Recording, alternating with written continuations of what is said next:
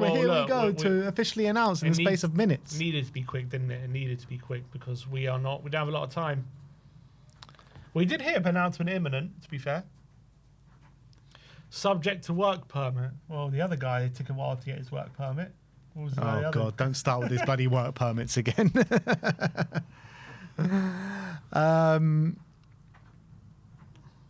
Yeah, so there's no pictures of him holding up a Spurs shirt or anything like that. I don't think he's in London yet.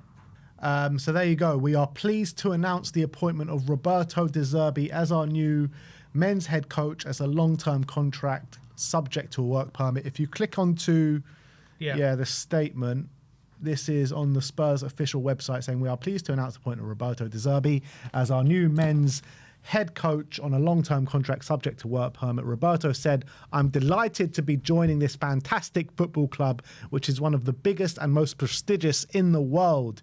In all my discussions with the club's leadership, their ambition for the future has been clear: to build a team capable of reaching great achievements and to do that playing a style of football that excites and inspires our supporters. I am here because I believe in that ambition and have signed a long-term contract to give everything to deliver it. Our short-term priority is to climb the Premier League table, which will then complete focus until final whistle on the last game of the season. I'm looking forward to getting out on the training pitch and working with these players to achieve that." Johan Lang has said that Roberto was our number one target for the summer, and we are very pleased to be able to bring him in now. He is one of the most creative and forward-thinking coaches in world football and brings with him a wealth of experience at the highest level, including the Premier League. Following a playing career of almost 300 appearances across 15 years, Brescia-born Roberto began coaching in his native Italy and in June 2018 joined Serie A side Sassuolo, earning recognition for his exciting, attack-minded and possession-based approach. He took charge of Shakhtar Donetsk in May 2021, leading them to the Champions League group stages and the Ukrainian Super Cup, his first piece of silverware as a coach. Heading to East Sussex to join Brighton and Hove Albion in September 22, Roberto helped secure the Seagulls' highest ever Premier League finish in his debut season, earning European qualification for the first time in the club's history. In his most recent role at Marseille, the League One side finished as runners-up in the 24-25, earning a spot in the UEFA Champions League. So there you have it. That is the statement. So they claim he was our number one choice. I mean, that is what Fabrizio Romano has been saying over the last month or so. Yeah, saying that. We also have heard beforehand that Paratici is a big fan of his, and Paratici really wanted him. Do we believe he was first choice ahead of Pochettino? I think that, I don't know, to be honest. Maybe the Pochettino thing was more fan-led than actually what we actually thought in the club. So you think the reason... Maybe, I don't know. No, but you think the reason why we waited until now to get him was just because he really didn't want to come now, and we've had to throw the book at him to bring him in now? Maybe the thinking at Spurs was we wanted Pochettino, but then when things happened at Marseille maybe that diverted to De Zerbi. Right. I think it makes sense that we tried to get him. We tried to get him when Frank got sacked. He'd only left a day before, so that was always going to be tough. But we should have tried and moved a lot harder probably to get him, I would say, at that point. And now, but like you said before, it was always a tall order to get him in a day after he left Marseille. Yeah, but you've seen it with before that some clubs, they'll have, until the right guy comes, they'll have an assistant in charge for a game or two. Before, even United, they had Darren Fletcher.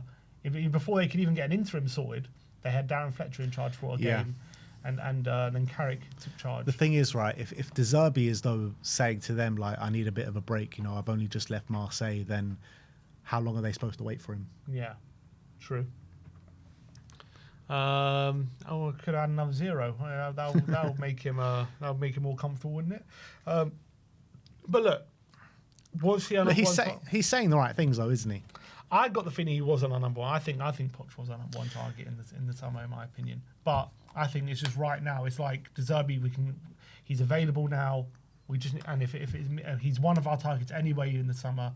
So if we can just move heaven enough to get him now and keep us up, we've got to do that. So I think that makes sense. I reckon he was a target though for the summer. I don't know if he was our number one. I think if we waited to get this done in the summer, I don't think we appoint Zerbi. I think we appoint Poch. Gardner Mag says he's made an extra 20 million in 6 weeks. So That's insane. not bad, you know. He's going to be... Not bad, is it? It's mad. I can't believe this is all like official already. We only got the here we go, 20 minutes ago, however long it was. But yeah, no relegation release clause. He's saying he's fully committed even if Spurs go down. It's interesting. He says our short-term priority is to climb the table, not to avoid relegation. He says to climb the table. He puts it that way, which I think is quite interesting. And then he also says, you know, he believes in the long-term vision of the club. Obviously, he's just saying all this stuff. All managers have to say this stuff, don't they, when they first join? But I think in theory, just in terms of the way he plays football, you know, that is the ethos of Tottenham, isn't it? More to daring, bravery, to dare us to do. I think he'll bring that on the pitch for sure. So I do think there is alignment there in that sense. In terms of all this stuff, he believes in the long-term project, the ambition of the owners, all this kind of stuff here. You know, I don't know if he believes that or not. I mean, he says it, but it's up to the board to prove it. That's what it all comes down to, you know. Every manager that comes through the doors at this football club get the lip service from the board saying, we're going to back you, we're going to give you exactly what you need in the transfer market. None of them have got exactly what they've needed. And that's time for the board to put up or shut up, you know what I mean? Do you reckon Vinay went through a 10-point process with 30 candidates for this one? I think it was a 2-point process with 2 candidates. And Lang making the statement, but he is one of the most creative and forward-thinking coaches in world football, which is very different to what they were saying about Frank, wasn't it? What did they say about Frank? I'm trying to remember. They said oh, he's a modern coach, but he brings stability or something like that. You know, something more boring. Yeah, Zerbi definitely does. Is he going to bring stability to this? No, definitely not. We are very pleased to be able to bring him in now. Well, you've had to pay an arm and a leg for it, that's for sure. In my discussions with the club's leadership, their ambition for the future has been clear: to build a team capable of reaching great achievements, and to do that playing a style of football that excites and inspires our supporters. So, just achieve great achievements. No talk about winning stuff at the moment. Just achieve great achievements. Let's bloody stay in the league, and then we can talk about winning things. And let's see him backed in the summer as well, and then we can talk about winning things. True. Okay, well, I'm looking forward to seeing his first on-camera interview and him holding up the Spurs shirt and everything like that. But it's official. Here we go again. Here we go again. Another manager, this time with a 5-year contract, no relegation clause, which is mad. Is that the longest contract we've ever given a man? I think we gave Poch a long one, no, didn't we? Like when he re-signed, yeah. That was a 5-year one. Yeah, I think it was. So it must be the longest one since This is probably the longest contract that we've ever given a new manager. Yeah, for sure, surely.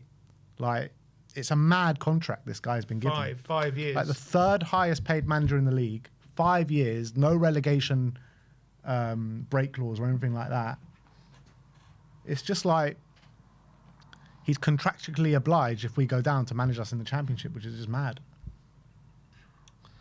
Well, he's saying the right things. Let's see if he can back it up on the pitch, and let's see if this isn't a match made in heaven, a hell, or a match made in heaven. Let's see. Let's hope it starts off with a match made in heaven, and then whatever happens after, you know what I mean? But all I care about right at this moment in time is if he can keep us in this division. I think that's all that should matter to anyone right now. And then we can deal with tomorrow's problem tomorrow. You know what I mean? Oof. I'm looking forward to seeing pictures of the first trading session. I can't believe we actually got him. Yeah. I really can't believe it. I really thought, definitely 48 hours ago, I thought there was very little chance this was ever going to happen. And here we are. You happy with it? Like, I am happy with it. I think in general... It's got to be exciting, doesn't it? It's got to be exciting. Yeah. I think... I'm just excited we got a manager who plays attacking football again, first and foremost. Yeah. I think that's the thing for me. I think we've just suffered a lot over definitely over the last year, but also last 18 months in how things have gone. But obviously, we know we need to get clear of these injuries. We need, someone at the helm. We need to start building something again. I don't know what we've been doing over the last year with Frank and Tudor. I don't know what direction this club was trying to go in. What we've been doing over the last 7 years. But I'm just glad we've got another attacking manager in the helm. Someone who I think the way he plays football will get fans excited again. So I don't know. I think part of me feels and knows it's going to end in tears, and we're kind of setting ourselves up to fail at some point. But you never know. Football's all about hope. This whole thing that everyone's saying about Zerbi, saying it always ends in tears, it always ends in tears. Every single manager always ends in tears at this football club. So, and most football clubs. Yeah. So I mean, that is not just to do with Zerbi. So I think that whole kind of thing is just a bit stupid because, like, when does it not end in tears? I know, but it just seems as though this is like a volatile character it's almost guaranteed to, rather than like, I don't know, at least Poch was here for a while. And it's always guaranteed to at Tottenham. But I think we've got a very talented, forward-thinking, revolutionary kind of tactician at the helm. I think the biggest thing for me is that now we've got Zerbi in. When we had Ange in, we made a departure and went for Thomas Frank, and now we've got Zerbi in. We need to carry on in this kind of way, whether it lasts with Zerbi or not. The next appointment after Zerbi has to be another kind of manager of the same kind of ilk. Yeah, exactly. We need to be going for managers who want to play this kind of football. This has to be it needs to be a continuation. Yeah, it needs to be a continuation. So the players that we bring in for Zerbi need to be, being able to be adaptable for the next manager. Zerbi should have been after Ange. We should have got all Correct. after him. That's what we should have done. Or Pochettino, whoever it may be, but another attacking manager, yeah. Yeah. As much as I said that Frank was the right decision, obviously I was very wrong on that. No, he was completely the wrong decision. But yeah, it should have been Zerbi. But Zerbi was in a job. Yeah. And he didn't want to leave. Money talks, clearly. Yeah, but money has only spoken for Zerbi since we've been in absolute panic mode. Yeah, true. I think as someone says, John Morris says, paid an arm and a leg, but could save us a bollock. Absolutely spot on. Absolutely spot on. Look, I think there's a lot of copium because I think there's a lot to be concerned about. But I also think it's not all bad. There are things to be excited about. I think, when he was being touted to a lot of bigger clubs potentially, and there's a reason for that. I think people really appreciate what he's capable of as a manager, and I think there is a lot to be excited about what he provides on the pitch and tactically. And I think he's a brilliant tactician. Really brilliant. Put it this way, yeah, we're in this relegation battle with Nottingham Forest, Leeds, and West Ham right now. I think they're probably looking at this being like, oh shit, Spurs actually are going to beat this thing. Where, as before with Igor Tudor and Thomas Frank, they'll be like, these guys just sleepwalking to relegation. Mm-hmm. I think they're going to be running scared a little bit now that we've got Zerbi in. And you're looking at the managers, Daniel Farke, Vitor Pereira, and Nuno. I mean, Zerbi's levels above any of those managers. Yeah, exactly. So I think we've got ourselves a very good manager in a situation where it's dire. It's very dire. It looked like we're destined for the drop. So to pick up a manager of his quality in that situation is a good thing. I wouldn't say an impressive thing, because we never should be in this situation, but it's a good thing that we've been able to get him in. Yeah. And it's a bit of a coup. I think it's a bit of a coup.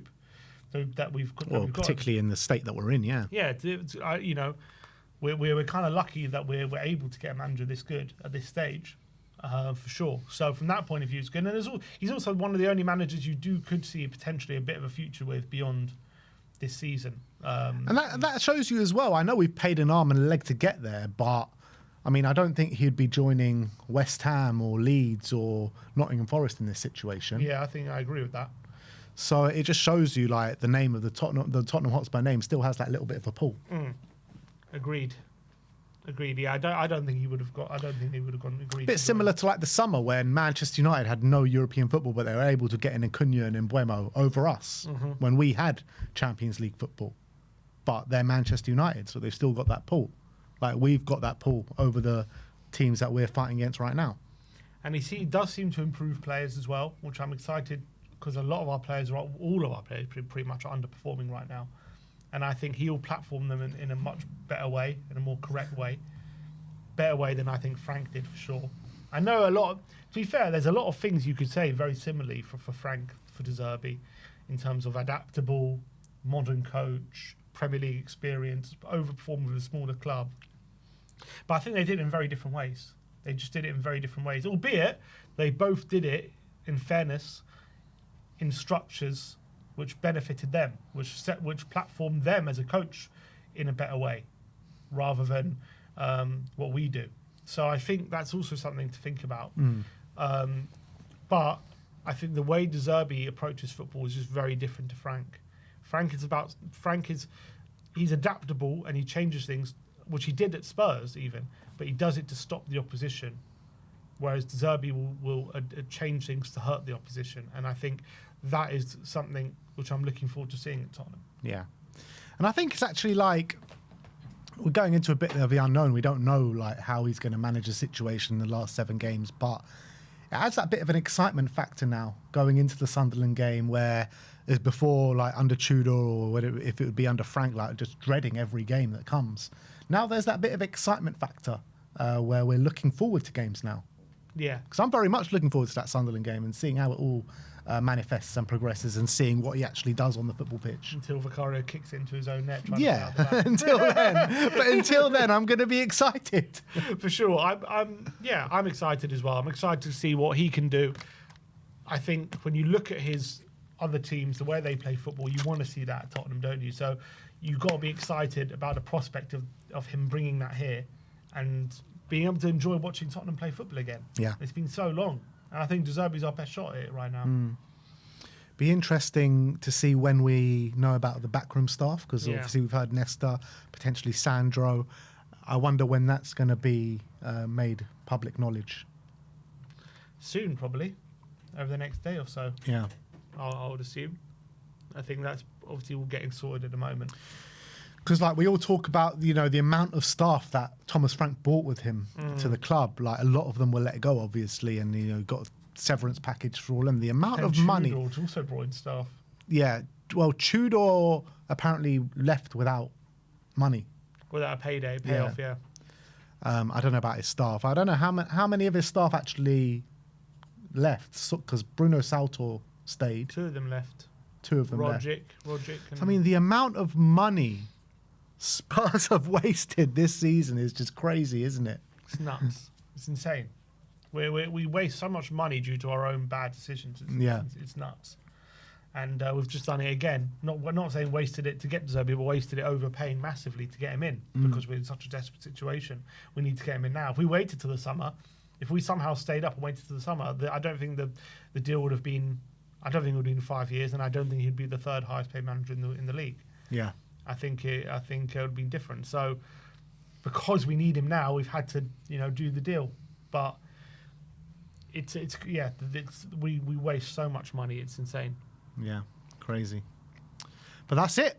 De Zerbi is officially the new Tottenham manager. 5-year contract, 3rd highest paid manager in the Premier League. Apparently there were rumours of a 15 million signing on fee as well. No relegation break clause or anything like that. So he is contractually obliged to be Tottenham's manager in the Championship if we do get relegated. But I think he's going to keep us up. I really believe that. And I think we've given ourselves, as of now, the best opportunity to stay up by signing Roberto De Zerbi. So, I'm excited. But it doesn't take away from the fact what a ridiculous season that this ownership has put us into by the consistent bad decisions time after time after time. But I do think out of all the shit, this is actually a good decision that they've done. Yeah, I agree. Well, I think it's forced. Yeah, I think it's the best decision they could do in the scenario. Yeah. 100%. 100% right. So that's that. That is that, people.